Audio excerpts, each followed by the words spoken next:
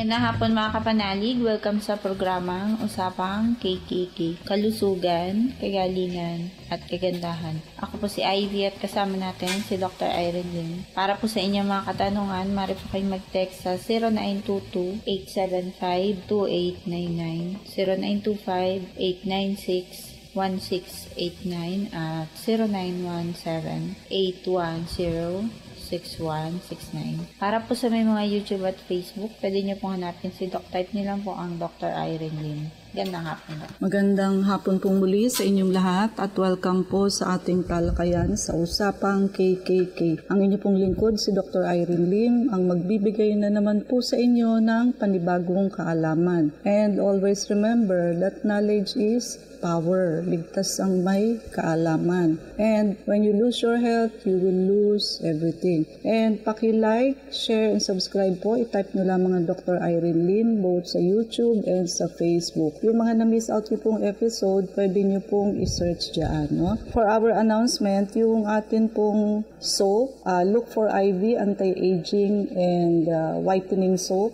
Habang may stock ho kami, no? Very effective po ito, yung anti-aging, pangbawas ho ng wrinkles, pangbanat ho ng skin, panglift ho ng face ninyo. And whitening, very effective po itong pangpaputi. Lagi hong lamang or plus factor ho ang maputi. And gawin nyo na ho itong pangregalo sa inyong sarili. Kahit na ho sa kutis man lamang po ay binibigyan nyo ng special attention ang inyong sarili, no? Para ho balikan tayo ng good health. Yung atin hong check-up, you can still have a free check-up if you bring a friend, no? But burahin nyo ho sa isip ninyo na lagi ho ninyong gusto libre, ha? Kung talaga hong may nararamdaman, kailangan hong magpa-check up. At kailangan nga ho, lagi ninyong isinasama sa budget ninyo buwan-buwan ang kalusugan. Because sabi nga natin, health is wealth. Mas cost-effective ho ang nag-health prevention kesa sa minsan lang kayo magkasakit na-stroke pa kayo sa ospital. Bukod sa yung inipon nyo ho ng mahabang panahon ng pamilya, isang labasan lang ho yan sa ospital. Minsan ho nakakapangutang pa. And mabuti ho kung yung sakit na ipinasok ninyo, gumastos na kayo, ay naibalik pa ho kayo sa normal. No? Kung ano na ho kayo, paralyzed, no? Hindi na kayo makapagsalita, diba? So, go to the doctor before you get sick. Hindi ho yung kung kailan may sakit na. Kasi minsan, pag malala na, minsan it is too late. Yung atin promo package ng detox, buy 2 plus 1. So, bili ho kayo ng 2 detox. Libre ho ang vector scan or 1-day blood cleansing. Or if you buy 1 detox, 1-day blood cleansing, libre nyo ho vector scan. And yung atin anti-aging protocol, ito ho ang protocol na magpapabata, magpapaganda, at magpapalakas sa inyo. Kasi mag-cell repair ho ang mga cells ninyo into several years younger. Siyempre ang performance ng mga cells na mas bata ay mas maganda kaysa sa aging cell. And now is the right time para mag-anti-aging protocol tayo. Hindi kung kailan uugod-ugod na, no? So, ang promo package natin dito is 5 plus 1. Mag-prepaid kayo o magbayad kayo ng 5 session, yung pang-anim libre. Yung atin high dose vitamin C, still open. Niretain namin para sa inyo, para makapag-package pa kayo. Ginagamit na rin ito sa US, even sa mga hospital. Nagkakaroon ng antimicrobial effect and anti-cancer effect ang high-dose vitamin C. And pag sinabi high dose, this is 10,000 milligrams pataas. And this is given through intravenously, hindi pwedeng oral, no? Makikidney stone kayo pagka ginawa niyong oral ang 10,000 milligrams, lalo na kung ascorbic acid ang ginamit ninyo. At kung sodium ascorbate naman ang BP ninyo, kasi yung sodium. Okay, so wag nagse-self-medicate, leave it to the doctor. Ayan So nakapapatay ho ito ng mikrobyo, hindi lamang ho bakterya, pati virus, fungus, protozoans like amoeba, and even parasites. And yung anti-cancer effect naman ho niya, nangyayari ho yun by blasting microscopically the cancer cell. Kinakain niya ho yung high-dose vitamin C because akala niya ho sugar, because the chemical structure of high-dose vitamin C and sugar is very, very similar to each other, no? Lalaki ho ng lalaki yung cancer cell hanggang sa mag-rupture and mag-blast po siya, microscopically speaking, no? And ayun po, yung mga nagkikimo, radiation, so pwede niyong gawin ang high-dose vitamin C para ma-alleviate yung symptoms like pagsusuka, paglagas ng buhok at panghihina. So, ayan po, no? So, at kung hindi pa naman ho kayo nakikimo or radiation, why don't you consider doing high-dose vitamin C? Wala ho siyang side effect. Sa may cancer ho, kailangan nyo ho ang protocol namin, which is detox, blood cleansing, high-dose vitamin C, at may iba pa ho kaming protocol. Sa may cancer, we will educate you on the do's and don'ts of cancer, the food you eat. Matatanggal ho kasi pati gamat ng cancer or root cause, pati ho yung mga nakapilang microscopic cancer cell na hindi pa ho umuusbong or umuusli. Andyan lang ho yan sa cells ninyo. So, kaya ho, hanggat hindi ho naaampat ang gamat or root cause at hindi ho napapatay yung mga microscopic cancer cell na nakapila, so wala hong total remission sa chemo, radiation, opera, immunotherapy. Uulit ho at uulit, either metastasis or recurrence. Kaya ho, kung kayo ho ay isa sa cancer patient na chemo na, radiation, opera, go to us para ho tanggalin natin yung root cause para wala hong balikan habang hindi pa umuulit at habang hindi pa ho nagme-metastasize.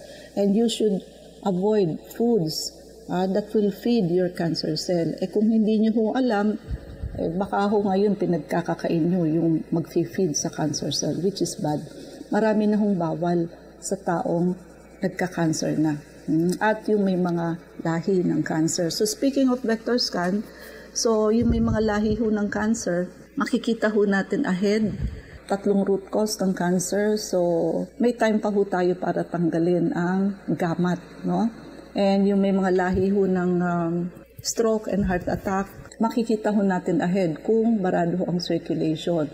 So, vector scan catches the body before the onset of diseases. Nauuna ho itong mag-positive bago ho kayo magkaroon ng symptoms and bago ho kayo mag-positive ang mga laboratory tests. This is a Russian technology. More than 90% ho ang accuracy niya and hindi ho subjective ang result. Yung machine ho mismo ang magbabasa. So, wala hong bias ang result ninyo, no? Yung atin hong detoxification program, it will clean the basic organs of the body like the colon, liver, gallbladder, kidney, remove all kinds of germs like bacteria, virus, fungus, protozoans like amoeba and parasites.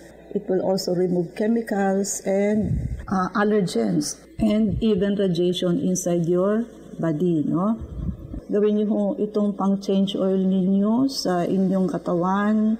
Di ho ba ang sasakyan ideally every 3 months? Change oil para ho hindi kumatok ang makina. Ganon din po ang ating katawan. Kailangan ho dinidetox and blood cleansing ideally every 3 months para ho hindi tayo magkasakit. Kadalasan ho kasi ang root cause ng halos lahat ng sakit is what? Gallbladder and liver congestion. No? So, kailangan ho yan nalilinis para ho makafilter uli. Kasi ho, pag marumi na yan, yung sugar, cholesterol, triglyceride, uric acid, lusot na lang ho ng lusot. Kukulapol ho yan sa ating ugat, causing sticky blood and also atherosclerosis. So, pagka ho ganon, malapot na yung dumadaloy na dugo plus yung dadaanan ho is barado, poor na ho ang circulation. So, hindi ho maa-attain ng katawan natin yung 7 times delivery ng oxygen and nutrition from head to toe. So, sabihin na ho natin mga 3 to 4 times lamang ang ma-deliver niyan.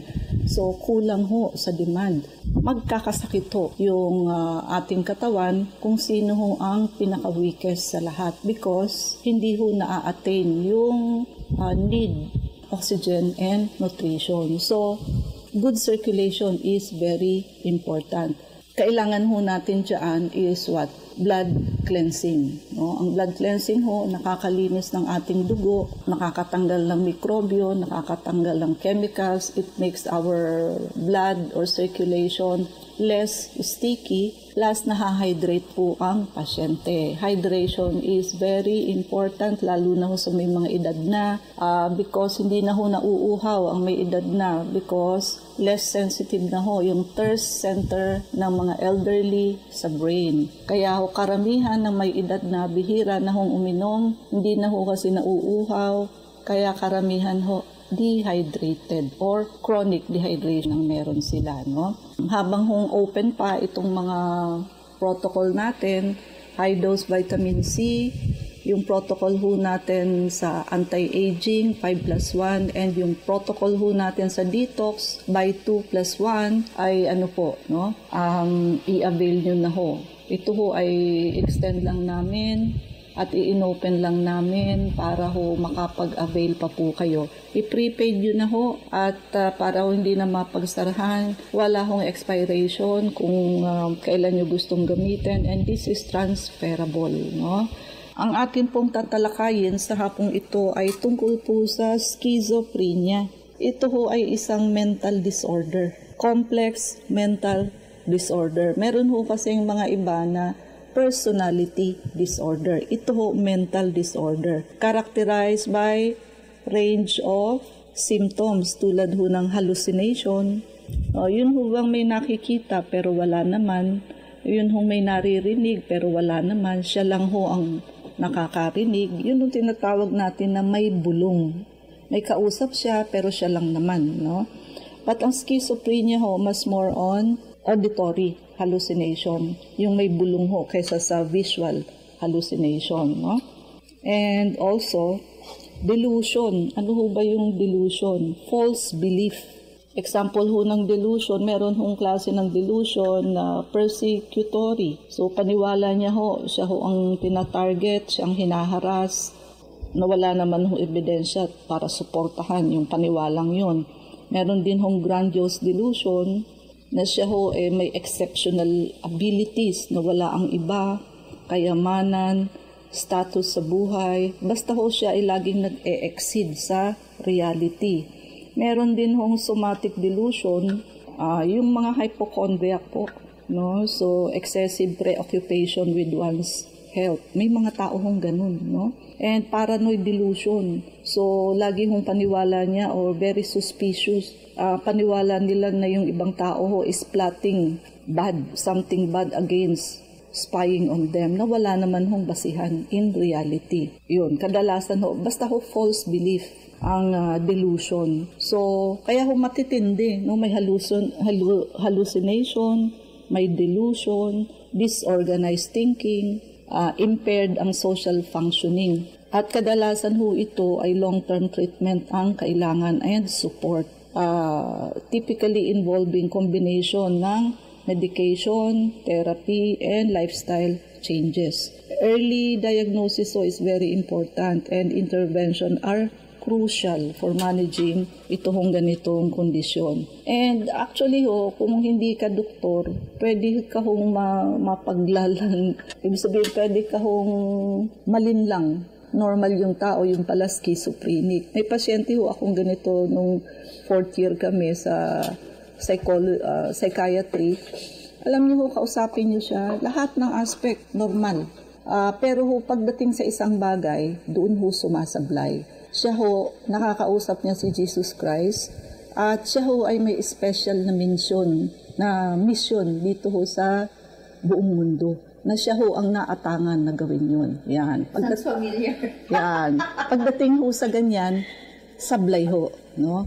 Pero kausapin, manager ito ng PNB. Kaya matalino, may pinag-aralan, no? Professional. Kausapin mo, oriented siya, no? But pagdating sa ganun, sablay talaga.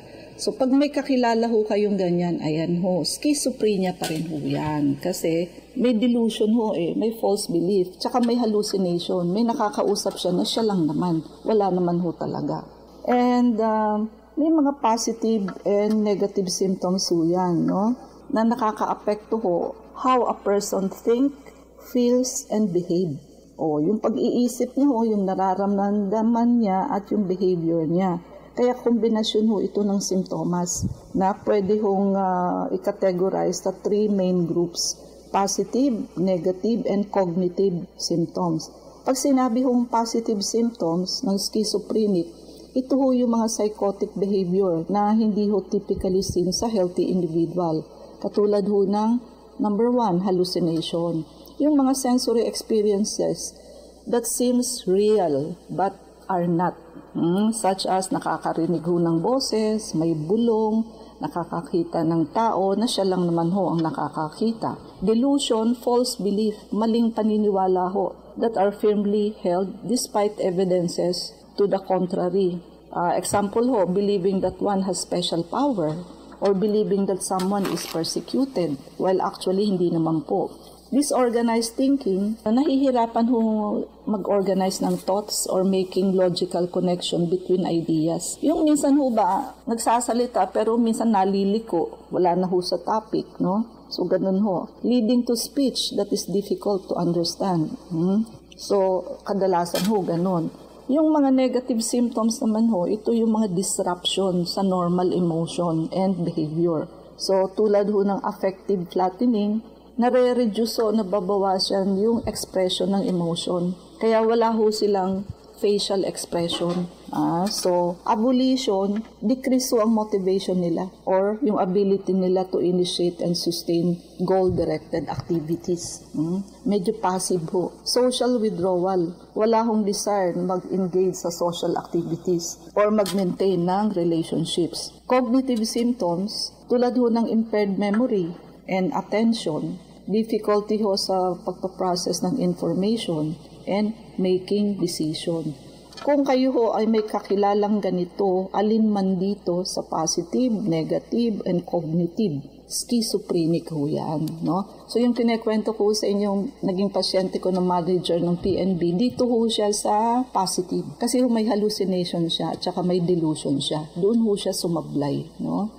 Actually, exact cause of schizophrenia is not fully understood, but combination ng genetics, kadalasan lahi-lahi. May certain edad kung kailan sila sinusumpong. At yung kada pamilya sa ganung edad sinusumpong ng ganitong mental problem, no? Minsan prenatal exposure. Ibinubuntis ka pa lamang na-expose ka sa mga virus or pwede malnutrition o kakulangan sa sustansya, pwede makasira ng ulo. Meron ganito sa probinsya namin dati. Lagi kulang sa pagkain sila. Dati hindi naman siya schizophrenic, naging schizophrenic O tsaka yung mga nasa tabi-tabi mga taong grasa, di ba? Dati naman mga normal yan. Diyos sa wala bahay, walang pagkain, ayun nasira na ang ulo, no?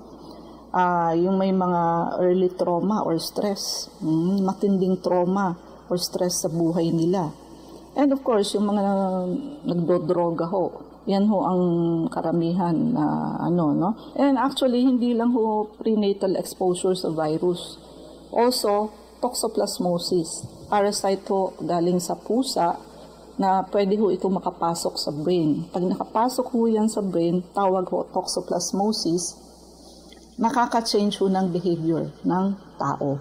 So, halimbawa nalagyan yung baby sa tiyan pa lang, pag anak o di kaya yung mother, meron siyang toxoplasmosis, mapapass it on niya yun doon sa anak niya. Yung anak niya, pag nagkaapo siya, may papass it on din doon sa anak. Kaya genetic plays a role kasi may naipapasa one generation to another sa cells whether it is chemical, stress, virus, so ganun Ang isa sa problema sa may schizophrenia, pwede kasing mauwi ito sa complication, both psychological and physical, na magkakaroon ito ng impact sa individual's quality of life. tulad ho ng social and occupational dysfunction. So, syempre ho, magkakaroon niya ng difficulties sa social interaction and maintaining relationship. Syempre ho, walang tatagal na relasyon, no? Pwede ho sila kasi magkaroon ng trouble communicating effectively, understanding social cues, at yung mahirap ho sila syempre mag-participate sa everyday activities. Occupational functioning, syempre ho, impaired. So, hindi ho nila kakayaning gumawa ng certain trabaho. Making it challenging to hold down a job or magpursue ho ng educational opportunities. Yung substance abuse, isa ho ang shabu or methamphetamine sa pinaka-common ho na pwedeng mag-cause ng schizophrenia. Kasi ho, ang naapektuhan dito yung dopamine. Pagka ho nakakainom sila ng gamot, umaayos naman ho yung pag-iisip. And there are I have some patient na aware ho sila doon sa bulong. Kasi ho, pagka nakainom sila ng gamot, nawawala yung bulong or auditory hallucination. Pero pag sumasablay ho sila sa pag-inom ng gamot, ayun, natatakot din ho sila by themselves kasi nakakarinig sila ng mga boses na sila lang ho, minsan daw ho nakakatakot. Kaya minsan, isa na rin yung sa reason na talaga hong religiously they take their medication sa skits. Kasi nga ho, bumabalik nga daw ho yung auditory hallucination. No? So, pero aware ho sila na may skits sila or may schizophrenia sila. No? Kaya ho, nagagamot naman ho ito, kaya lang sustain. Dapat ho, sustain yung gamutan para ho, hindi sila babalik sa yung talaga hong exacerbation ng symptoms nila. So, Ivy? Doon po sa mga nais magtanong, mag-text po kayo sa 0922-875-2899. Pumuli sa usapang KKK. Ako po si Ivy at kasama pa rin natin si Dr. Irene Lim. Doc, tanong ni 7707. Tanong ko lang, Doc, anong gamot bibilin para magaan ang pagdumi? Kasi minsan lang ako, 3 days bago makadumi. Okay, so ang kailangan niyo ho talaga is yung ating detoxification and blood cleansing program para din ho ma-hydrate kayo through blood cleansing kasi ho minsan ang constipated, lack of water, no? I will not give you an advice na mag-take ho nitong mga synthetic na laxative kasi ho nakaka-habit forming po siya. Pagkasanay na ho kayo sa ganyan, lalo hong hindi na kayo magbabawel movement ng walang laxative. So, detoxification program po ang kailangan para ho yung buong laman ng colon ninyo malinis at masama rin ho pati yung mga mucoid plaque ninyo sa gilid. Yun ho yung parang mga clay na nakakulapol sa gilid ng colon ninyo. Minsan ho nakakahadlang po yan sa pagdumi ninyo araw-araw. And also parasitism, kasama din ho yan sa detox. Ang may parasitism ho, ganun po. So, hindi ho nakakadumi araw-araw at constipated, no? At meron ho tayong ipainom sa inyo na natural na kahit tapos na yung detox ninyo, pwede ninyong inumin na hindi ho synthetic laxative. So, wala hong tolerance, no? So, ang tayong oras, mangyari po lamang na kayo magpalista kung kayo magpapacheck up. So, Unit 1101, Clinica Medica 101, Centuria Medical Makati, Salamanca Street, corner Kalayaan Avenue, Makati City. So, ang landmark po natin is along Makati Avenue, yung corner General Luna Street. Everyday ho, bukas ang clinic, pati na rin Saturday and Sunday, and even holidays. So, kailangan lamang ho magpalista kayo ahead. Ay, ang mga numero. Pwede po kayong tumawag sa 546-9412, 0922-875-2899. Pwede rin po kayong mag-text sa 0925-896-1689 at